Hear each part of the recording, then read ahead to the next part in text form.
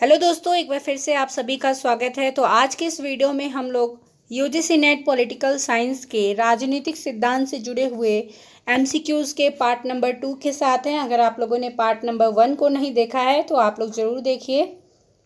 आज का first question है आपके सामने। राजनीति शक्ति संरचनात्मक संबंध है जिसमें एक समूह दूसरे समूह पर नियंत्रण करता है। निम्नलिखित विचार किस नारीवादी विचारक के हैं?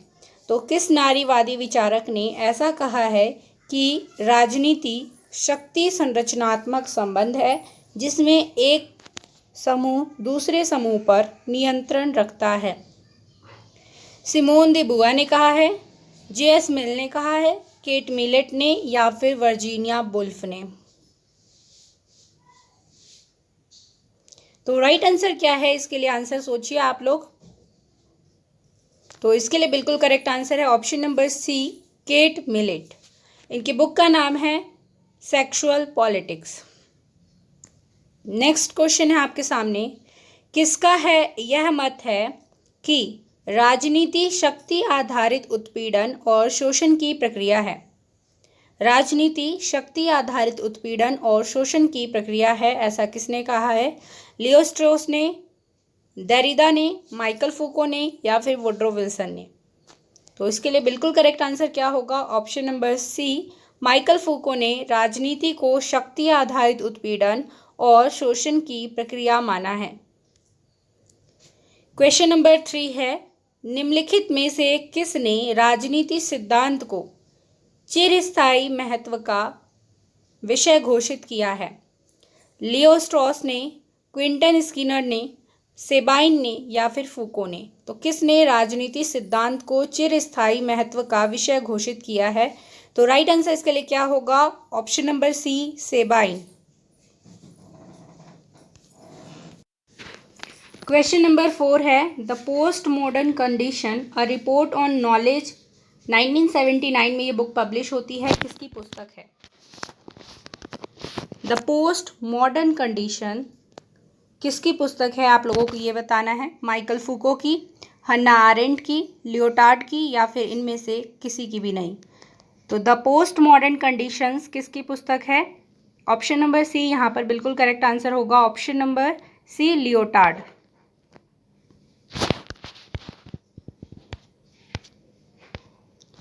क्वेश्चन नंबर 5 है, व्हाट इज पॉलिटिकल थ्योरी पुस्तक किसकी है?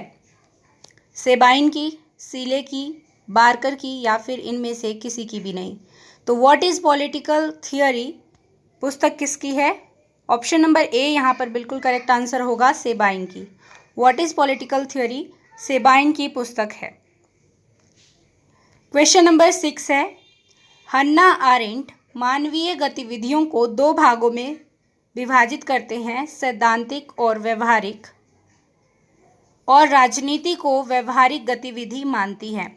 उनके अनुसार व्यवहारिक गतिविधि के 3 पद सोपानीय प्रकार हैं।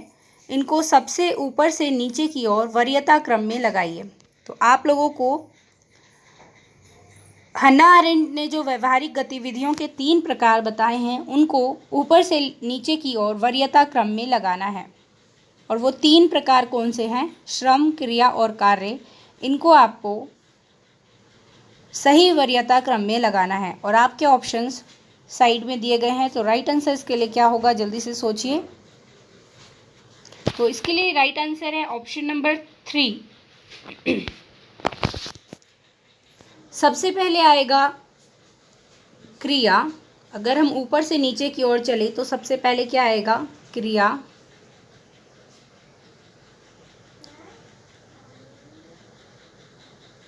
उसके बाद आएगा कार्य, और सबसे नीचे आएगा आपका श्रम। तो इसका सही वरीयता क्रम ये है, क्रिया, कार्य और श्रम। नेक्स्ट क्वेश्चन की ओर बढ़ते हैं। क्वेश्चन नंबर 7 है, यह कथन किसका है कि मिनर्वा का उल्लू शाम ढलने के साथ ही अपने पंख फैलाता है? तो किसने ये कहा है कि मिनर्वा का उल्लू शाम ढलने के साथ ही अपने पंख फैलाता है?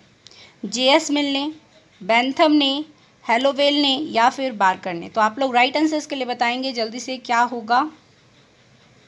तो ऑप्शन नंबर बी यहाँ पर बिल्कुल करेक्ट आंसर होगा। मिनर्वा का उल्लू शाम ढलने के साथ ही अपने पंख फैलाता है, ऐसा बेंथम ने कहा है। नेक्स्ट क्वेश्चन है आपके सामने, क्वेश्चन नंबर 8। निम्नलिखित में से किसका मानना है कि राजनीति के विज्ञान की तुलना में राजनीतिक दर्शन की स्थिति निकृष्ट है? लास्की ने, बार्कर ने, रोजा लग्जमबर्ग ने या फिर लासवेल ने। तो किसने राजनीति विज्ञान की तुलना में राजनीतिक दर्शन की स्थिति को निकृष्ट माना है? तो राइट आंसर इसके लिए क्या है? Option number D, Lasswell. Question number 9 है, राजनीति विज्ञान शब्द का सर्वप्रथम प्रयोग किसने किया है? तो पॉलिटिकल साइंस शब्द का सर्वप्रथम प्रयोग किसने किया है? अरस्तु ने, गाडविन और मेरी वॉलस्टोनक्राफ्ट ने, मैरी पार्कर फॉलेट ने या फिर प्लेटो ने। तो राइट आंसर इसके लिए क्या है? आप लोग सोचिए और लास्ट में आप लोग अपना फीडबैक और अपने मार्क्स को शेयर कर सकते हैं कमेंट बॉक्स में। अगर आप लोगों में से कोई भी नया है तो सब्सक्राइब के साथ बेल आइकन को प्रेस कर दीजिएगा ताकि आपको नोटिफिकेशन मिलती रहे। तो राइट आंसर है इसके लिए ऑप्शन नंबर बी, गॉडविन और मेरी वॉलस्टोनक्राफ्ट ने राजनीति विज्ञान शब्द का सर्वप्रथम प्रयोग किया है। आज के इस सेशन का लास्ट क्वेश्चन है आपके स्क्रीन पर। किसने मनुष्य को अपनी व्याख्या करने वाले पशुओं, सेल्फ इंटरप्रेटिंग एनिमल्स की संज्ञा दी है? किसने मनुष्य को अपनी व्याख्या करने वाले पशुओं की संज्ञा दी है? भीखू पारेख ने, अरस्तु ने, डेविड हेल्ड ने या फिर चार्ल्स टेलर ने। तो इनमें से किसने मनुष्य को अपनी व्याख्या करने वाले पशुओं की संज्ञा दी है? तो इसके लिए राइट आंसर क्या है? Option number D, Charles Taylor. तो ये थे आज के 10 इंपॉर्टेंट क्वेश्चंस पॉलिटिकल थ्योरी से जुड़े हुए। अगर आप लोगों ने पार्ट 1 को नहीं देखा है तो उसे भी ज़रूर देख लीजिए और अपना फीडबैक शेयर आप लोग ज़रूर करिए। इसके साथ ही कम्युनिटी पोस्ट में जो पोस्ट किए जाते हैं उसको देखने के लिए आप लोग बेल आइकन को प्रेस जरूर कर दीजिएगा ताकि आपके स्क्रीन पर पोस्ट का नोटिफिकेशन आता रहे। तो इसी के साथ आज के लिए इतना ही। मिलते हैं नए सेशन में नए प्रश्नों के साथ। तब तक के लिए धन्यवाद। Thanks for watching.